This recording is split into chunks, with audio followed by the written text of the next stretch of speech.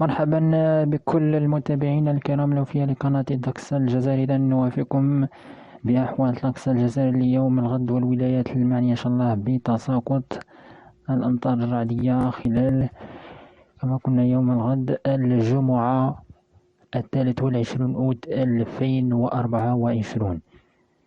نتوقع خلال الفترة الصباحية بأمطار راح تكون متوسطة النشاط على المناطق الغربية الداخلية الهضاب الغربية كولاية المشرية وكذلك بشار خلال الفترة كما قلنا الصباحية. تبقى المناطق الساحلية الغربية منها الوسطى وكذلك الشرقية أجواء صافية مستقرة. أقصى الجنوب كذلك أجواء مستقرة.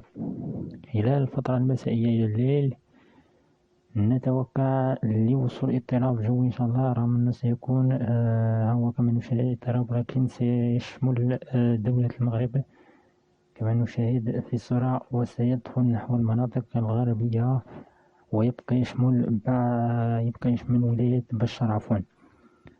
كذلك راح ينتقل نحو ولاية تلمسان والمناطق جنوب تلمسان، يعني بأمطار إن شاء الله رعدية.